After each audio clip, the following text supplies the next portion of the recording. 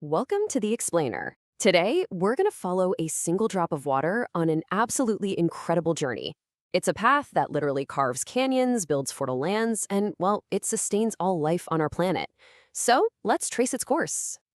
So, rain falls. Seems simple, right? But what happens next is part of this grand, almost hidden design. Every single drop is guided by a kind of invisible map that's laid out across the landscape, a system that's perfectly designed to collect, purify, and move this precious resource around. In this natural map, it's called a watershed. The easiest way to picture it is like a giant funnel. Every single drop of rain or snow that falls inside its edges, whether it's on a high mountain peak or a city street, is eventually going to flow to the same place. This is where our journey really kicks off. All right, so let's follow that drop as it starts to meet up with countless others. This is the moment where a tiny little trickle begins its transformation into a powerful river, and it's a process that happens in three really distinct stages. You can almost think of a river's life in three acts. It starts up in the source zone. You know, those cold, clear, fast-moving streams rushing down from the mountains. Then, as the land flattens out, it hits the transition zone, where it gets wider and warmer. And finally, there's the floodplain zone. This is where the river really slows down and meanders, spreading out across the land. Now, at the very end of this long trip, the river does one last incredible thing. It drops all the rich soil and sediment it's been carrying for miles and miles, and in doing so, it builds a delta. These fertile lands are absolute hotspots for wildlife, and they also act as these crucial natural barriers that protect our coasts from storms. But you know, the journey isn't always a straight shot to the sea. Sometimes our drop of water decides to take a little pause, settling into the still waters of a lake or a wetland. And these aren't just holding tanks. They're some of the most biologically productive and vital ecosystems on the entire planet.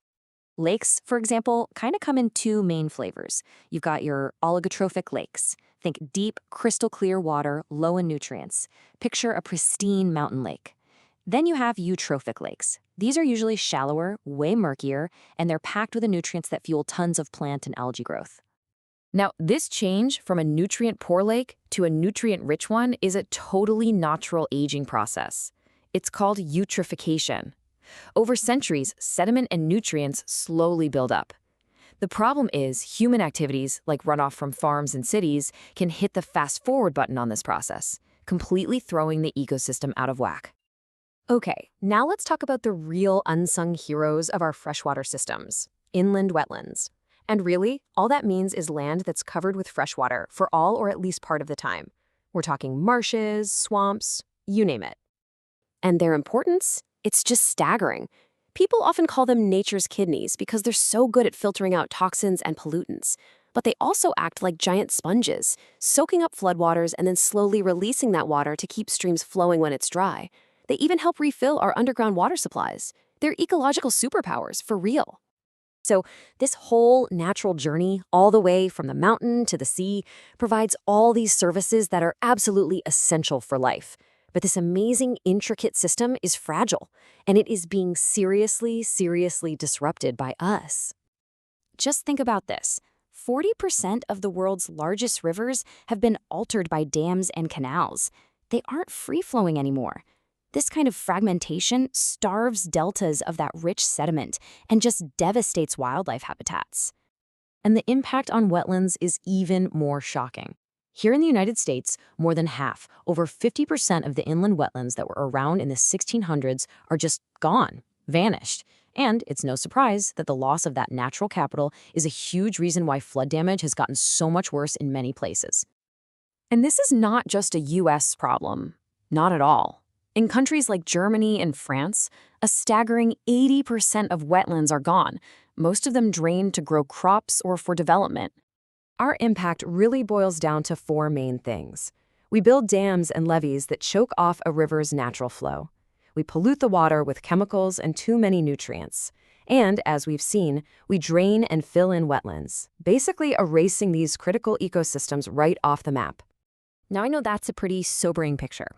But the story isn't over, not by a long shot. In fact, in the face of all these challenges, there's a really powerful and growing reason for hope. All over the world, there are dedicated scientists, engineers, and citizens who are pouring their lives into understanding these systems better. They're pioneering new ways for us to use fresh water more sustainably. They're charting a whole new course, one that's built on respect for these vital natural processes. And that leaves us with this final, really critical question. This great journey we followed, it isn't just a story about water. It's the story of our planet's circulatory system, its very lifeblood. So the real question is, what role are you going to play in making sure that lifeblood keeps flowing for generations to come?